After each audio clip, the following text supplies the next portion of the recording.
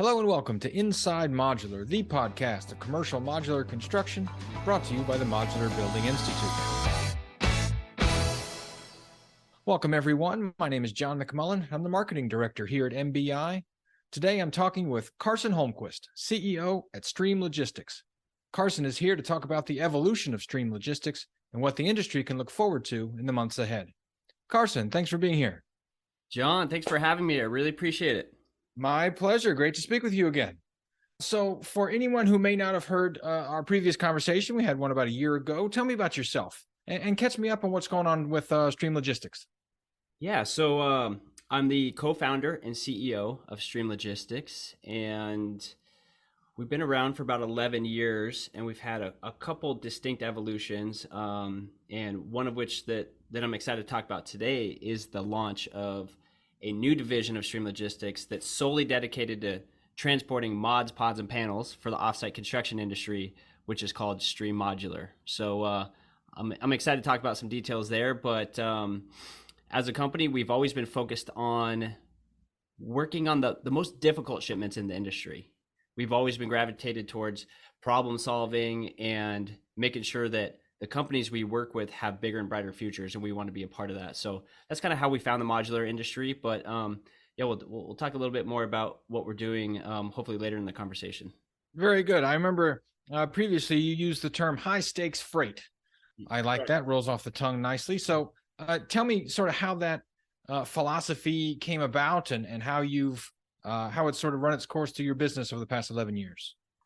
Yeah, so in transportation and probably more generally in almost any industry, there's kind of two macro approaches to business. It's either find the things that are less complicated and figure out how to scale them and make them more cost efficient, or you work on the difficult things and try to create better solutions for those, right? And my business partner, Chad, and I have always been gravitated towards the latter, which is find those difficult problems, pour a lot of energy into it, and try to create some stability around things that are naturally unstable, right, and less predictable.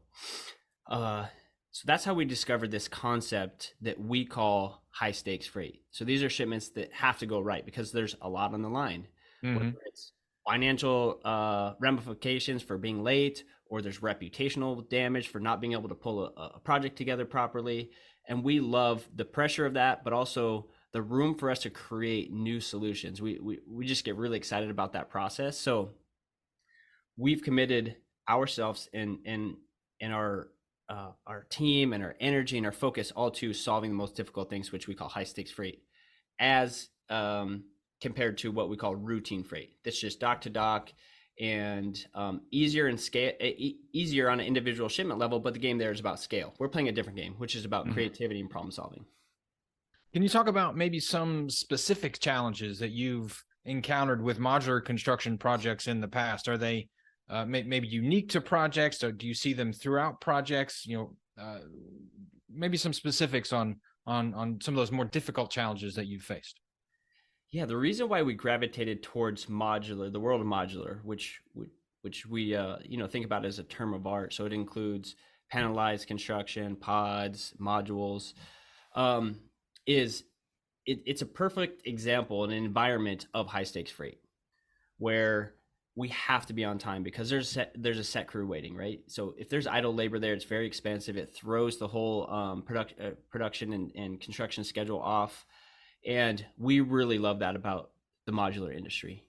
So the challenges we're constantly trying to solve are really the two main topics we run into a lot is speed. So how can we do this efficiently and quickly to capture the primary benefit of offsite construction, which is speed to occupancy, right? There's a lot of benefits, but that's the primary one. Right. And the second thing that we always have to think about is overcoming constraints. So whether that's space constraints at storing modules at a factory, the constraints of a staging yard, of ingress and egress to a project site. So it's like there's always some element of constraints, and sometimes they look different from project to project, but there are overlapping themes where we have to be creative on how do we overcome these constraints to make sure we're super reliable on getting the modules or the components to the job site on time, but also we're very efficient doing it. So we're keeping budget in mind. So that's what really drew us to the modular industry, and it's a perfect example of what we call high stakes freight. So you've been in the modular industry for a while. You've found success. You've been doing a good job, and you are introducing Stream Modular. So tell me about that decision. How and why, and what, where, and when. All the. Yeah. So over the last, been about 3.5 years since we really encountered this industry and started to fall in love with it. And these type of projects, these projects really demanded the best within ourselves. So it challenged our team to continue to get better. We also saw that this industry is craving better solutions. It really requires better transport solutions to get the most out of the concept of offsite construction. So we've been investing a lot of time and attention thinking about this industry. But at Stream Logistics, we also serve other industries. So we were getting these great experiences in the modular industry, but that experience was fragmented amongst a lot of team members. So the decision to launch Stream Modular is all about specialization. So we're taking some incredible team members from Stream Logistics, we're putting them over at Stream Modular, and they are only working on transport for mods, pods, and panels. So their entire day is steeped in this world. So we're learning much faster. There's faster iteration cycles for the development of our solutions. And at the end of the day, the whole concept we think about is density of repetition. So it's like our team members are just getting repetition after repetition of designing project solutions, implementing them, managing projects, and we're learning very quickly. So that was the decision where it's like specialization is going to get us to a place where we can help the industry even faster and even more effectively. So tell me about the scope of Stream Modular. Are you guys serving all the same areas as Stream Logistics did, or is it different or smaller? Are you growing? Yeah, so we're definitely going to be growing in the sense of our investment in the industry. Our footprint is still going to be, primarily the US, but we are transporting in and out of Canada and starting to ship out of Mexico as well. There's several factories popping up in Mexico, so transport across that border is important as well. Mm-hmm. So it's we're not bound geographically. It's more about where are the factories, how do they need help, and then we'll create solutions around them and their market. And building a network of drivers that allow us to serve both the peaks of demand. So when projects are booming, and making sure that we have the flexibility to scale down as they have their lulls to make sure that everything's going to be cost effective. Very good. And you guys, I believe, are exhibiting at upcoming World of Modular. What can attendees expect to hear from you, to see at your booth? What can they look forward to in general from Stream? Yes, you're correct. We're exhibiting. We're very excited about that opportunity. We were there last year as well, and it's a great opportunity for us to connect with pretty much all the major players in the industry, which is really exciting for us. One thing that we've got a lot of positive feedback on is we just launched what we're calling Factory Carrier Pool, and it's a pool of hydraulic carriers, these very specialized trailers for the modular industry. And we're in the process of building the largest fleet in the industry of these specialized trailers. And we've already garnered a ton of interest, had a lot of project scoping calls around the utility and use of these trailers.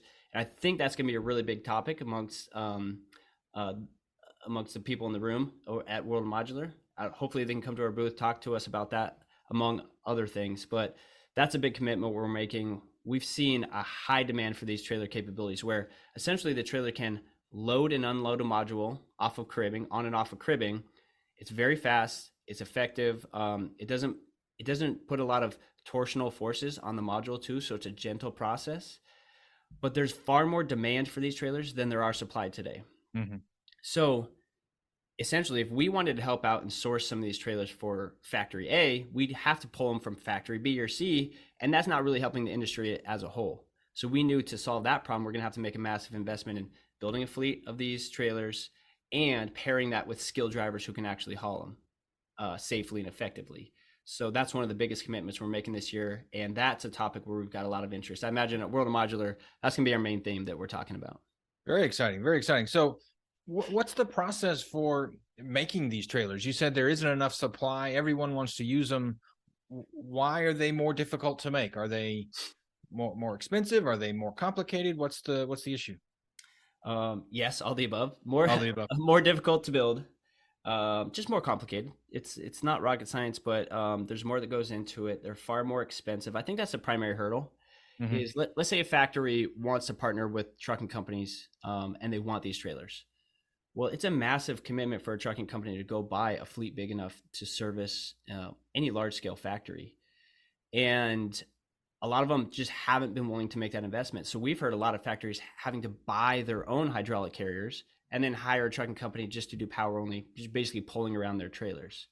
So these factories are forced to use their credit or their cash to go buy assets to help their business achieve the goals that they want to achieve. They have a lot better uses for that cash or that credit. I know they do, right? Like they're in growth mode, a lot of these factories. So we Hmm. wanted to take the pressure off of them, make that long-term bet that, hey, these financial investments we're making are going to help accelerate the industry, help factories reach their highest potential, and in turn, obviously, that's going to be good for our business. So it's a bet we're comfortable making because of all these conversations we've had, and we know the demand is out there. And the early conversations we've had since we started building out this carrier pool is really proving out the concept. We know it's in high demand. Excellent, excellent. And you'll have to forgive me. I know very little about trailers. Um, I've seen pictures of, modules. They're on a flatbed. They're going down Yeah. the highway or wherever. What makes these so much better than a flatbed that you would just, put a module on and crane it off? The first thing is they're built specifically to haul modules, right? Okay. All the little nuances and details have modules in mind, right?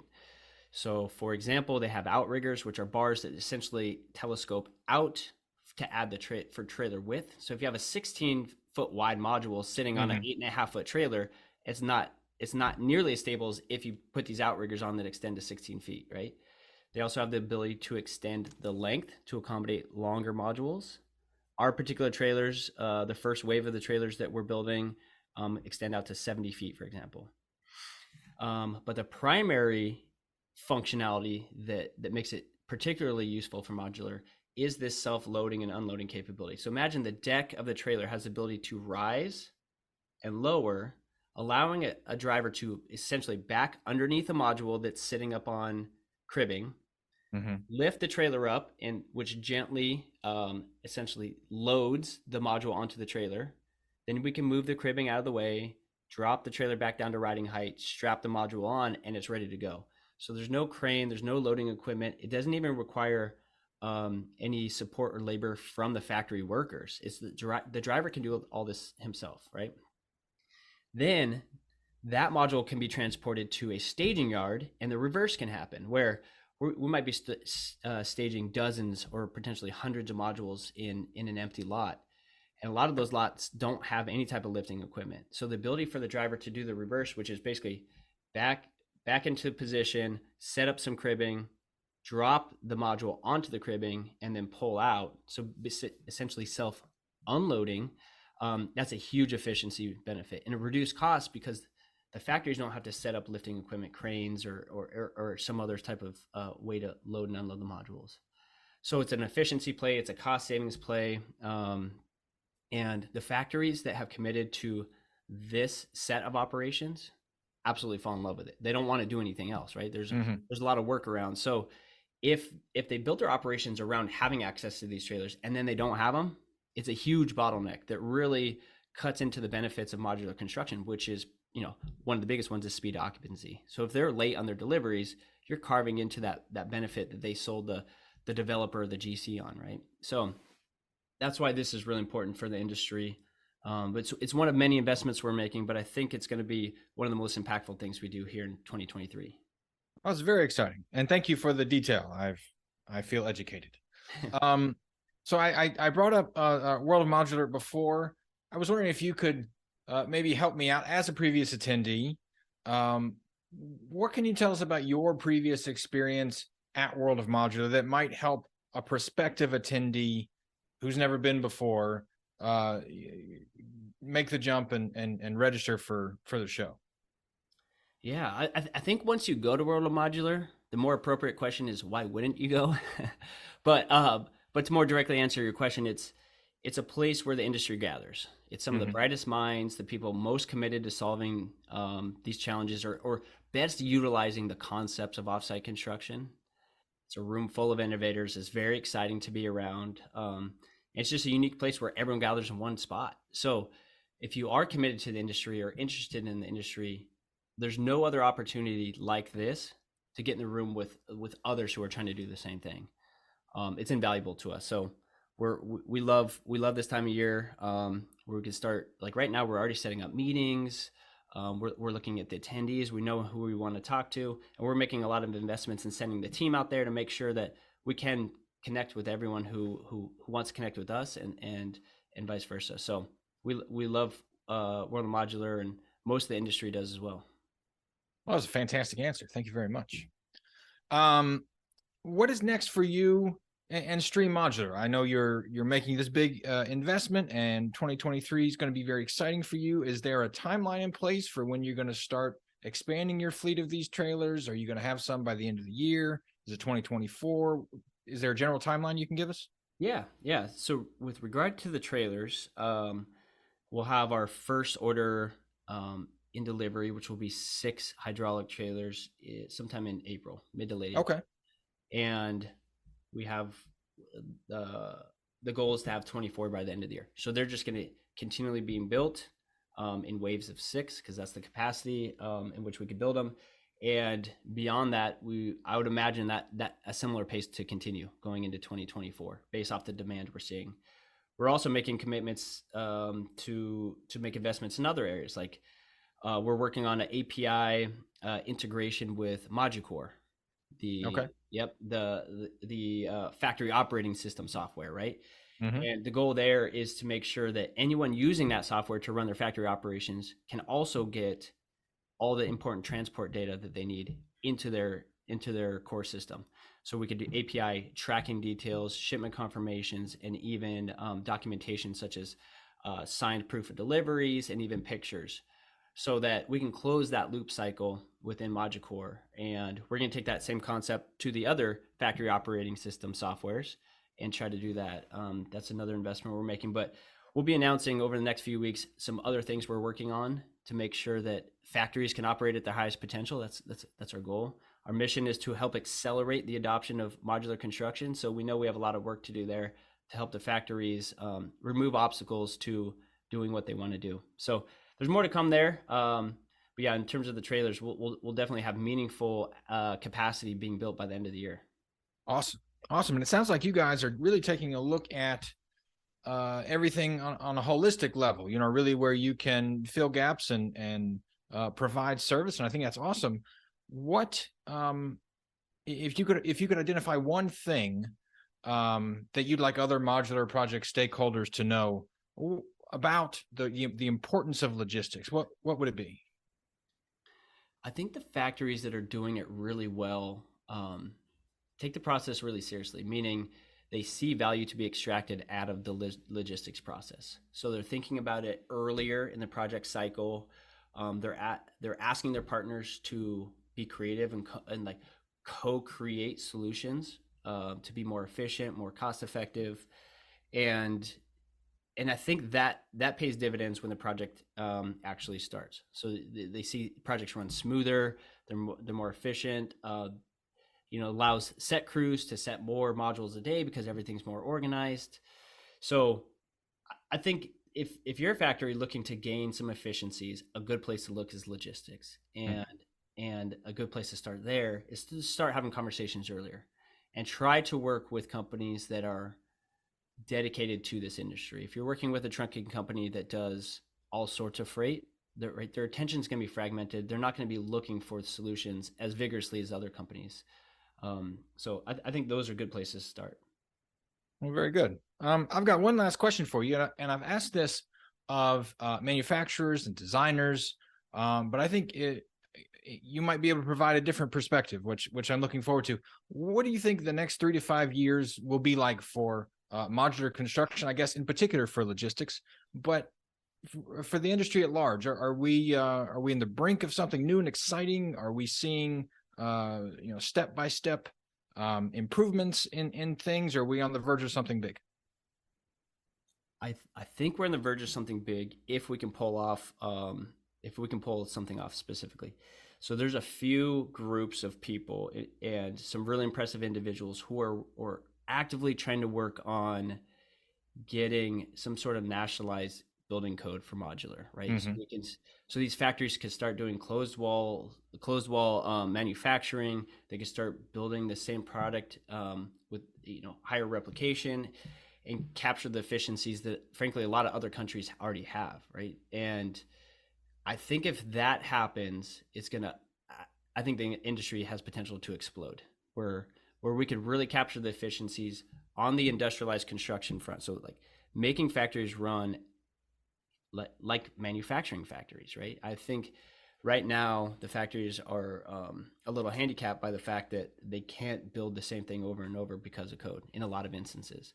So Mhm. I think that's big. The individuals who I've spoken to who are working on are very optimistic of that happening sometime in the near future. That's really exciting. I don't know all the details of what it's going to take to pull that off, but I can understand the resulting effect it could have on the industry. And our goal is to be prepared for something like that. So it's starting to build the infrastructure so that these factories, when they do take off or when new factories come online, we have systems to support as many of them as we can. Very good. Well, I know that is going to be a huge discussion within the industry. I know MBI is going to play a big part in that, so we'll have to see how that turns out. But there's definitely potential there. Yes. We'll have to see where that goes. But thank you, Carson, very much for your time. It's great to talk to you as always, and I'm looking forward to seeing you in Las Vegas in about a month. Yes, same. We really appreciate the time and allowing us to talk about Stream Modular. I'm excited to see you and excited to see everyone else at World of Modular. It's going to be fun. My name is John McMullen, and this has been another episode of Inside Modular, the podcast of commercial modular construction. Until next time.